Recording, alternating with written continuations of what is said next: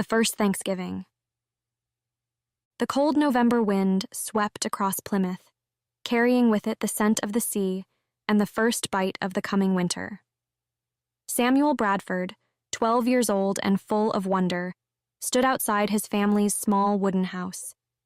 His brown eyes scanned the sky, now a pale blue as the sun dipped low on the horizon, casting a golden light on the fields and forest beyond.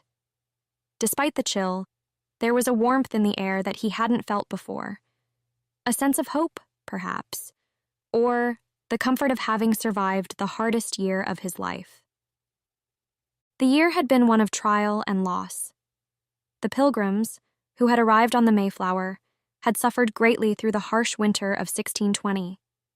Disease and starvation claimed the lives of nearly half the settlers. Samuel remembered the biting cold that cut through their thin clothes and the gnawing hunger in his belly when food became scarce. But the Pilgrims were resilient, and through it all, they had placed their trust in God. His father, William Bradford, often spoke of that trust. But then, a place did God provide.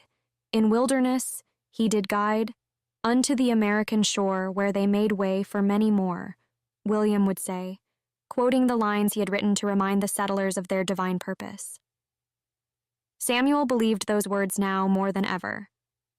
As Samuel stood there, watching the sun sink lower, the sound of footsteps in the soft earth caught his attention. His father, strong and calm, appeared at his side. "They're coming," William said with a small smile. "Our friends." Samuel felt a wave of gratitude swell within him. The Wampanoag people, the people of the first light, had been nothing short of a miracle for the Pilgrims.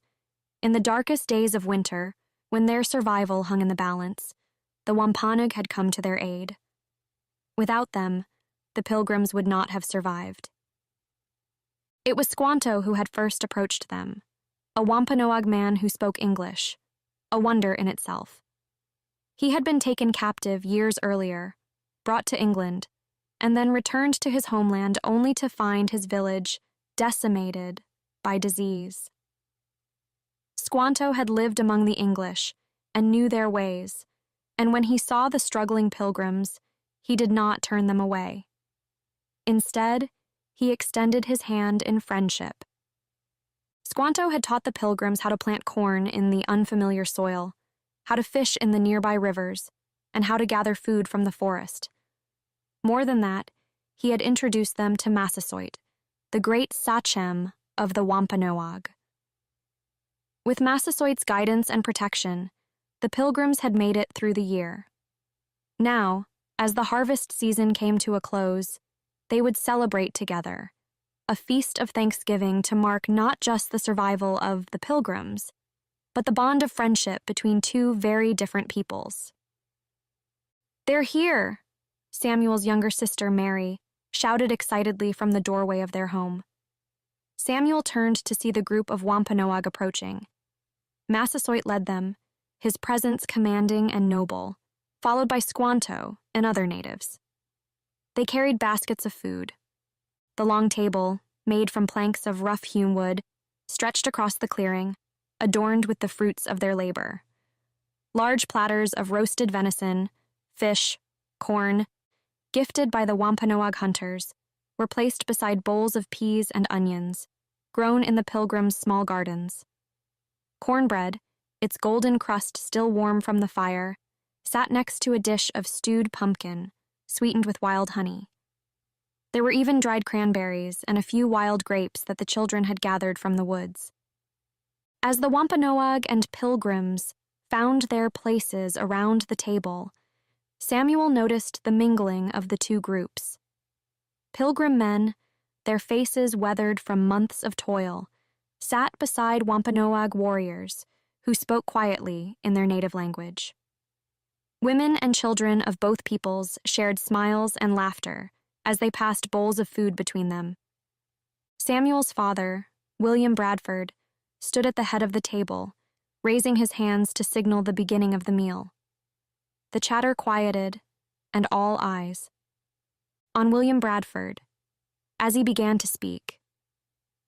O God of our fathers, we give thanks today for all you have done for us. We thank you for our friends, the Wampanoag, your protection, your help, and for forgiveness of our shortcomings also, for the many blessing in our lives. Amen. Bradford tells us that afterwards the Lord sent them such seasonable showers, with fair warm weather as, through his blessing, causes a fruitful and liberal harvest, to their no small comfort and rejoicing. They also set apart a day of thanksgiving. The year was 1623. Setting apart a special day of thanksgiving in America honors the hand of God in our history.